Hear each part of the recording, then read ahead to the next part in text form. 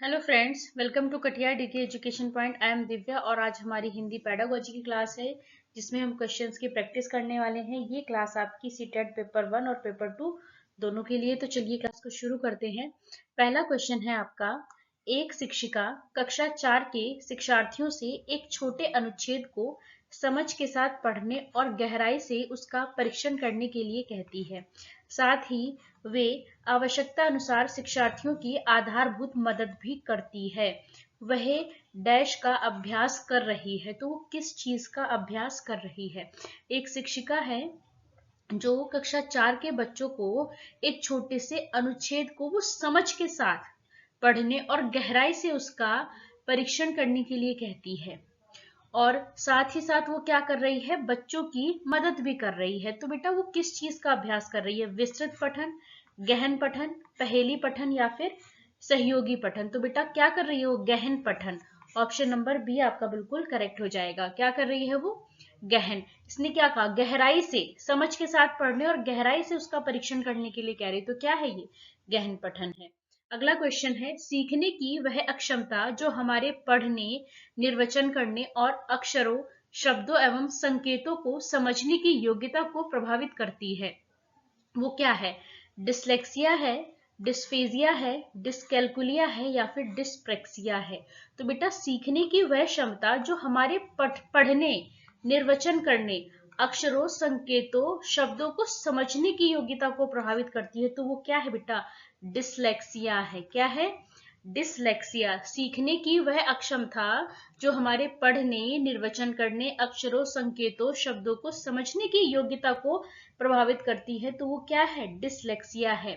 Dyslexia क्या है बेटा? पठन से संबंधित विकार है। तो क्या करेक्ट हो जाएगा यहाँ पर? Option number A. क्या होगा वो? डिसलेक्सिया। चलिए, भाषा केवल अभिव्यक्ति का माध्यम ही नहीं है बल्कि स्वयं से डैश का माध्यम है। जो भाषा है बेटा, क्या वो केवल अभिव्यक्ति का ही माध्यम है? ऐसा तो नहीं है ना। तो अभिव्यक्ति के माध्यम ही नहीं है बल्कि और भी किसी चीज का माध्यम है। किसका बेटा? लिखने का, पढ़ने का, बातचीत का या फिर सुनने का?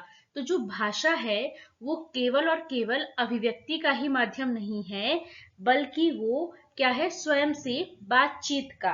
क्या है बेटा? स्वयं से बातचीत का माध्यम है। ऑप्शन नंबर सी आपका बिल्कुल करेक्ट हो जाएगा कि जो भाषा है वो केवल अभिव्यक्ति का माध्यम नहीं है बल्कि स्वयं से बातचीत का भी माध्यम है। तो ऑप्शन नंबर सी आपका बिल्कुल करेक्ट हो जाएगा। अगला क्वेश्चन है, माया अक्सर शब्दों को लिखते समय अक्षरों को छोटा बड़ा लिखती है। माया है जो एक बच्ची है, वो क्या करती है कि शब्दों को लिखते समय वो क्या करती है? अक्षरों को छोटा लिख देती है या फिर बड़ा लिख देती है, या उनके बीच समान दूरी नहीं रख पाती है। माया जो है वो शब्दों को लिखते समय गलतियां करती है, या तो छोटा लिख देगी या फिर बड़ा लिख देगी, या फिर उनके बीच जो दूरी होनी चाहिए वो उसको भी नहीं ध्यान में रख पाती। तो क्या है कि माया संभवतः डैश के कारण ऐसा करती है। क्या माया जो है वो बच्ची वो लापरवाह है इसलिए ऐसा करती है, या उसको पता नहीं है अज्ञानता की वजह से, डिस्ग्राफिया या फिर अरुचि? तो बेटा ये क्या है? तो ये क्या है बेटा? ये लेखन से संबंधित विकार है। तो ये क्या है? डिस्ग्राफिया है। ऑप्शन नंबर सी आपका करेक्ट हो जाएगा। लेखन से संबंधित विकार जो होता है वो क्या होता है बेटा? डिस्ग्राफिया। तो माया जो है वो किसकी वजह से ऐसा कर रही है? वो डिस्ग्राफिया की वजह से। तो ऑप्शन नंबर सी करेक्ट हो जाएगा।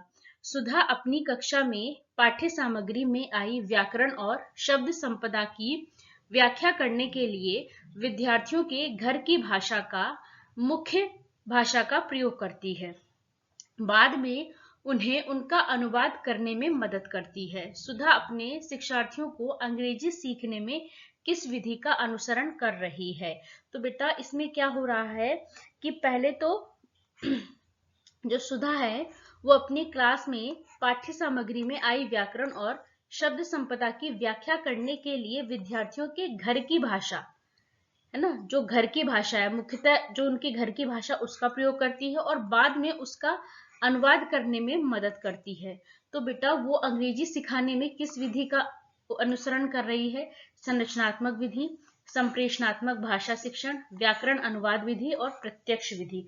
तो बेटा क्या है वो व्याकरण अनुवाद विधि। ऑप्शन नंबर सी आपका करेक्ट हो जाएगा। क्या है वो व्याकरण अनुवाद विधि है। ऑप्शन नंबर सी करेक्ट हो जाएगा। अगला क्वेश्चन है भाषा के व्याकरण की समझ को, पहला ऑप्शन है संदर्भ परक प्रश्नों के माध्यम से आंका जाना चाहिए, दूसरा केवल वस्तुनिष्ठ प्रश्नों के माध्यम से आंका जाना चाहिए, सी केवल लघुत्तर प्रश्नों के माध्यम से आंका जाना चाहिए, डी क्या है निबंधात्मक प्रश्नों के माध्यम से आंका जाना चाहिए। तो भाषा की जो व्याकरण की समझ है बेटा उसको कैसे मापा जाना चाहिए, संदर्भ परक प्रश्नों के माध्यम से मापा जाना चाहिए, केवल वस्तुनिष्ठ नहीं, केवल लघुत्तर नहीं, निबंधात्मक ये भी नहीं, कैसे संदर्भ परक प्रश्नों के माध्यम से आंका जाना चाहिए।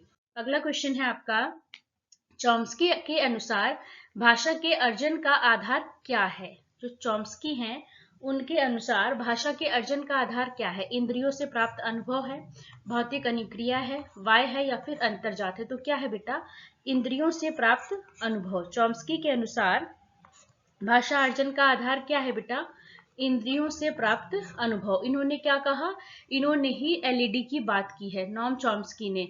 इन्होंने क्या कहा कि बच्चे में जन्मजात क्षमता होती है भाषा को अर्जित करने की। लैंग्वेज एक्विजिशन डिवाइस की बात किसने की है बेटा, नॉम चॉम्स्की ने की है।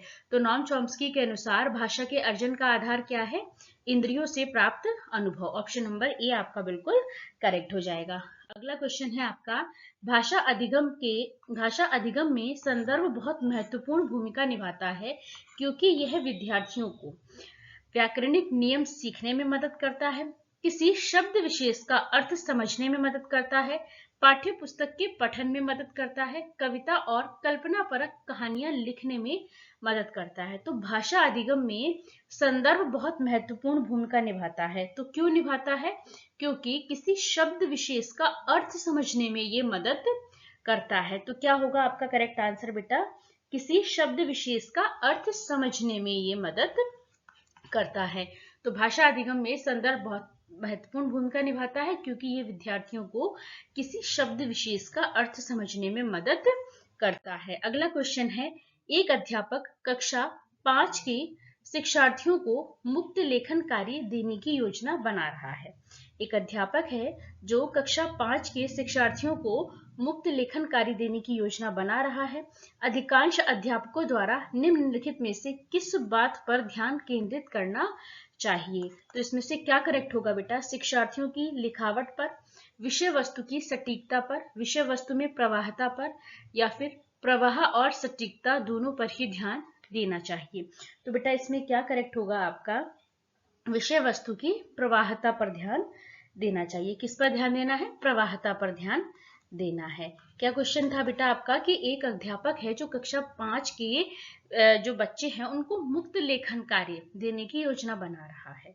जब मुक्त लेखन कार्य आप दे रहे हैं तो उसमें क्या है कि आप अध्यापक जो है वो किस बात पर उसको ध्यान केंद्रित करना चाहिए। तो किस पर ध्यान देना चाहिए बेटा, प्रवाहता पर ध्यान देना चाहिए। ठीक है, लिखावट सटीकता ये या प्रवाहता और सटीकता दोनों ऐसा नहीं है। तो किस पर ध्यान देना है, सिर्फ और सिर्फ विषय वस्तु में प्रवाहता पर ध्यान देना है। ये दे रखा है ना यहाँ पे, अधिकांश अध्यापकों द्वारा निम्नलिखित में से किस बात पर ध्यान केंद्रित करना चाहिए। तो किस पर करना चाहिए बेटा, प्रवाहता पर। चलिए अगला क्वेश्चन है आपका प्राथमिक स्तर पर शिक्षार्थियों के आकलन के दौरान एक भाषा शिक्षक को मुख्य रूप से निम्नलिखित में से एक पर ध्यान देना चाहिए। पहला क्या है बेटा, औपचारिक साप्ताहिक परीक्षा और उससे प्रगति पत्र में दर्ज करना। दूसरा, एक अवधि के अंत में परीक्षा लेना जो उत्तीर्ण और अनुत्तीर्ण घोषित करने में सहायता करे। तीसरा, शिक्षार्थियों के निष्पादन के बारे में विभिन्न तरीकों से जानकारी एकत्रित करना और उसे शिक्षार्थियों एवं उसके माता पिता के साथ साझा करना। डी ऑप्शन है, भाषा के अभ्यास में वृद्धि तथा विविधता लाने हेतु प्रतिदिन कक्षा कार्य एवं गृह कार्य के रूप में दत्तीय कार्य देना। तो बेटा इसमें कौन सा सही होगा, प्राथमिक स्तर पर शिक्षार्थियों के आकलन के दौरान एक भाषा शिक्षक को मुख्य रूप से क्या करना चाहिए बेटा, शिक्षार्थियों के निष्पादन के बारे में विविध तरीकों से जानकारी एकत्रित करनी चाहिए और उसे शिक्षार्थियों एवं उनके माता पिता के साथ साझा करना चाहिए। तो ऑप्शन नंबर सी आपका बिल्कुल करेक्ट हो जाएगा कि शिक्षार्थियों के निष्पादन के बारे में जानकारी एकत्रित करनी है और उसे उसके माता पिता के साथ साझा करना चाहिए। अगला क्वेश्चन है आपका, श्रवण की सबसे उपयुक्त विशेषता है, क्या है बेटा? मुख्य शब्दों द्वारा संप्रेषित किए गए अर्थ को समझना, वाक्य संरचना के संदर्भ में शब्दों का कोशगत अर्थ ग्रहण करना, शब्दों को लिंग वचन कारक आदि में बदलकर उनके सही रूपों में प्रयोग करना, या फिर अपरिचित शब्दों के अर्थ का अनुमान लगाना। तो बेटा इसमें क्या होगा, जो श्रवण की उपयुक्त विशेषता है वो क्या है बेटा? मुख्य शब्दों द्वारा संप्रेषित किए गए अर्थ को समझना। क्या है बेटा? मुख्य शब्दों द्वारा संप्रेषित किए गए अर्थ को समझना। ऑप्शन नंबर ए आपका बिल्कुल करेक्ट हो जाएगा। बी में क्या कहा बेटा? वाक्य संरचना के संदर्भ में शब्द का कोशगत अर्थ ग्रहण करना, ये भी नहीं होगा। लिंग वचन कारक आदि को बदलकर उनके सही रूपों में अपरिचित शब्दों, नहीं। ऑप्शन नंबर ए करेक्ट होगा बेटा। क्या है कि मुख्य शब्दों द्वारा संप्रेषित किए गए अर्थ को समझना। अगला क्वेश्चन है आपका, प्राथमिक स्तर पर भाषा सिखाने से तात्पर्य है, क्या है? प्राथमिक स्तर पर जो आप भाषा सिखाते हैं उसका क्या तात्पर्य है? भाषा वैज्ञानिक तथ्य स्पष्ट करना, भाषा का व्याकरण सिखाना, उच्च स्तरीय साहित्य पढ़ाना, या फिर भाषा का प्रयोग सिखाना। तो बेटा इसमें क्या होगा, प्राथमिक स्तर पर भाषा सिखाने का क्या मतलब होता है कि बच्चा भाषा का सही से प्रयोग कर सके। तो ये तो गलत हो गया आपके। ऑप्शन नंबर डी करेक्ट हो जाएगा आपका, क्या? भाषा का प्रयोग सिखाना। अगला क्वेश्चन है आपका, सुनना बोलना कौशलों के विकास के लिए सर्वोत्तम विधि कौन सी हो सकती है? पहला है अंताक्षरी गतिविधि का आयोजन करना, दूसरा कक्षा के कुछ बच्चों द्वारा पाठ के अनुच्छेद पढ़कर सुनाना, तीसरा कविता याद करवाकर बुलाना, या फिर कहानी कहना और उस पर बच्चों की प्रतिक्रिया को जानना। तो क्या है बेटा? सुनना बोलना कौशलों के विकास के लिए सबसे उपयुक्त जो सर्वोत्तम विधि वो कौन सी होगी बेटा? इसमें अंताक्षरी गतिविधि का आयोजन करा दें, क्या इससे हो जाएगा? या फिर कक्षा में जो है कुछ बच्चों द्वारा पाठ के अनुच्छेद पढ़कर सुना दे, या फिर कविता याद करवा कर बुलवा दे। तो इनमें सब में बेस्ट कौन सा होगा? कहानी कहना और उस पर बच्चों की प्रतिक्रिया जानना। अगर कहानी सुनाई गई क्लास में तो बच्चों ने ध्यान से सुना, फिर उस पर बच्चों की प्रतिक्रिया ली गई तो उन्होंने बोला, तो इससे क्या हुआ? सुनना और बोलना दोनों कौशल का विकास हुआ।